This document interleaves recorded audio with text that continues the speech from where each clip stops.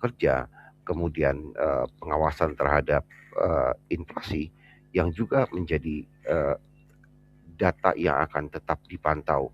Apakah kebijakan The Fed akan jauh lebih uh, terbuka pada awal tahun 2026 nanti.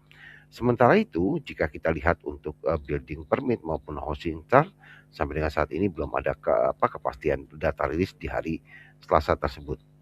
Di hari Rabu nanti, di hari Rabu kita akan melihat data terkait inflation rate dari UK dengan previewsnya pada kisaran 3,6 sementara forecastnya 3,4.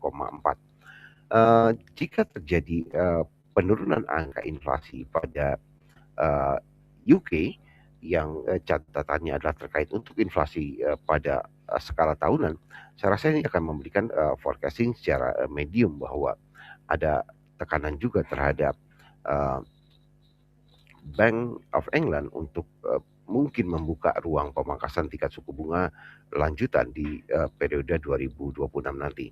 Sementara untuk US retail sales masih tetap dalam kondisi yang tidak tercatat secara data waktu rilis. Di hari Kamis nanti kita juga akan melihat beberapa catatan menarik terkait mengenai Bank of England interest rate decision gitu ya, dengan angka tekanan sebesar previewsnya di angka 4%, sementara konsensus melihat bahwa Bank of England akan kembali memangkas tingkat suku bunga pada tanggal 18 Desember nanti. Nah, teman-teman sekalian, nampaknya setelah kemarin kita ketemu dengan pemangkasan tingkat suku bunga The Fed sebesar 20 basis point, ECB terpaksa juga melakukan pemangkasan gitu ya. Jadi yang kita lihat BOE terpaksa juga catatannya lebih cenderung uh, pada konsensus pemangkasan tingkat suku bunga sebesar 20 basis point ini. Lalu apa yang akan terjadi pada pergerakan? Secara otomatis ECB punya peluang, BOE dan mata uang UK punya peluang untuk mengalami tekanan terhadap uh, pergerakan harga US. Artinya ada tekanan dari pound sterling untuk berpeluang kembali mengalami pelemahan kembali. Sementara untuk ECB kita melihat bahwa masih tetap pada kisaran yang cukup sama gitu ya. Jadi kemungkinan terbesar masih tetap unchanged pada data rilis di ECB nanti. Kemudian untuk beberapa data seperti inflasi, kita juga akan melihat data inflasi US yang akan diterbitkan untuk core inflation rate baik untuk monthly maupun yearly. Nah, secara umum di hari Jumat nanti juga akan kita ketemu dengan retail sales untuk pound sterling dan juga untuk existing home sales US sendiri.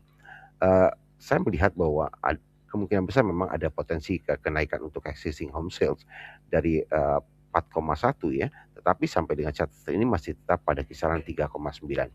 Eee, apa yang menjadi potensi kenaikan tingkat penjualan untuk rumah-rumah existing atau yang sifatnya rumah bekas gitu ya, secara otomatis pemangkasan tingkat suku bunga yang jalan selama periode 2025 itu memberikan ruang untuk kenaikan minat untuk kembali masyarakat itu melakukan pembelian rumah atau otomotif gitu ya, sebetulnya kaitannya cukup banyak ke sisi tersebut. Kita akan melihat data rilisnya terkait existing home sales di Jumat nanti.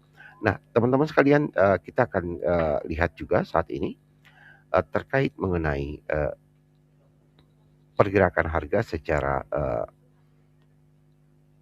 aktual gitu ya. Kita akan melihat sejauh mana aktual pergerakan harga baik untuk DXY ataupun untuk instrumen yang lainnya. Oke, saat ini kita akan mencoba kupas terlebih dahulu dari indeks dolar. Secara gambaran kita melihat bahwa secara harian indeks dolar masih memiliki ruang tekanan untuk kembali bergerak turun gitu ya.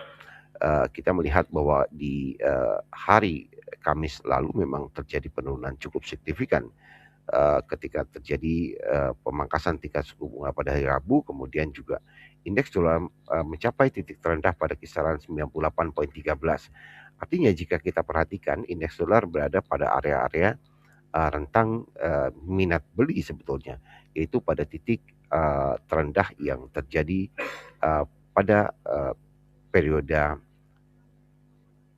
bulan 10 tanggal 17 gitu ya, atau tanggal 17 Oktober kita melihat bahwa indeks dolar masuk pada level-level area di tanggal 17 Oktober 2025 lalu.